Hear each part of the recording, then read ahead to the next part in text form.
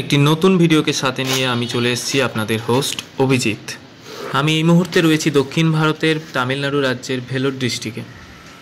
হ্যাঁ, আর এই ভেলোর শব্দটা শুনলেই আপনাদের মাথায় প্রথম যেটা আসে সেটা হচ্ছে সিএমসি।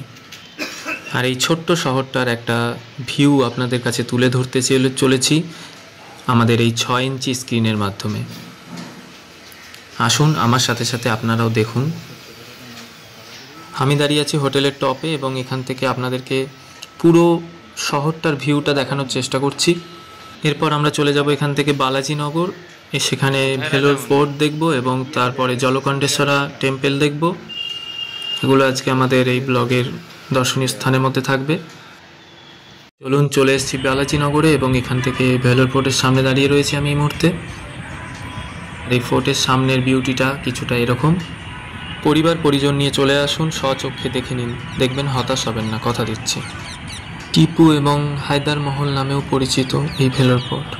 শহরের মূল রেলওয়ে স্টেশন থেকে এর দূরত্ব মাত্র 15 মিনিট। এই ফোর্ট প্রতিদিন সকাল 8টা থেকে সন্ধ্যে 6টা পর্যন্ত খোলা থাকে এবং এর এন্ট্রি ফিস হচ্ছে মাত্র 5 টাকা। এছাড়াও এখানে আরও বেশ কিছু ঘোরার জায়গা রয়েছে, যেগুলো আপনি খুব অল্প পয়সার বিনিময়ে বা পায়ে হেঁটেও ঘুরে নিতে পারেন। এই ফোর্টের সামনেটা একটা পার্কের মতো রয়েছে, একটা পার্কের মতো স্পেস আছে, যেখানটাতে আপনি অনায়াসে বসে কিছুটা সময় কাটিয়ে নিতে পারেন আপনার পরিবার পরিজনের সাথে, কিছু সুন্দর সুন্দর মুহূর্ত ক্যাপচার করতে পারেন। যারা মনে করছেন চেন্নাই আসছেন, তারা চেন্নাই থেকেও ডাইরেক্ট এখানে চলে আসতে পারেন, কারণ চেন্নাই থেকে এর দূরত্ব মাত্র সড়ক পথে 140 কিলোমিটার, যা অনায়াসেই চলে আসা যায়। এর ঠিক পেছন দিকটাতেই রয়েছে জলকণ্ঠেশ্বর মন্দির। খুব অল্প সময়ে পায়ে হেঁটেই আপনি সেখানে পৌঁছে যেতে পারেন এবং দেখে নিতে পারেন। সো চলুন আমার সাথে আপনারাও। শেষমেশ প্রতীক্ষার অবসান ঘটিয়ে আমি চলে এসেছি জলকণ্ঠেশ্বর মন্দিরে।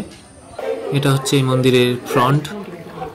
মন্দিরে জল দেখে একদম ঘাবড়াবেন না। আসলে আমি যেই মুহূর্তে এসেছি এই সময় চেন্নাই একটু ভারী বৃষ্টিপাত হয়েছিল এই এলাকায়, তো সেই জন্য এখানে জল এখনও নেমে উঠতে পারেনি।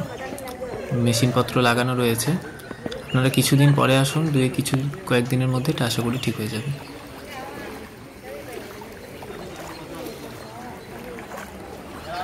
এটা মন্দিরের একটা ফ্রন্ট গেট।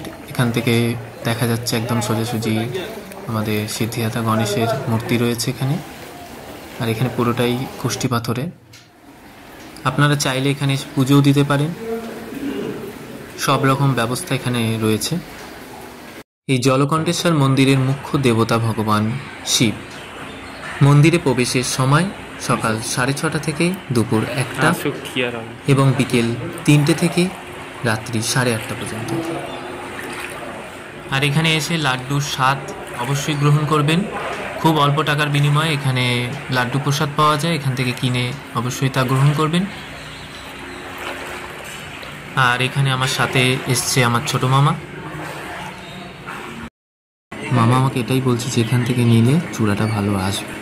মন্দিরের পরিবেশটা অনেকটাই শান্ত, এখানে আসুন, আপনাদের মনটা অনেকটাই ভালো হয়ে যাবে, কথা দিচ্ছি।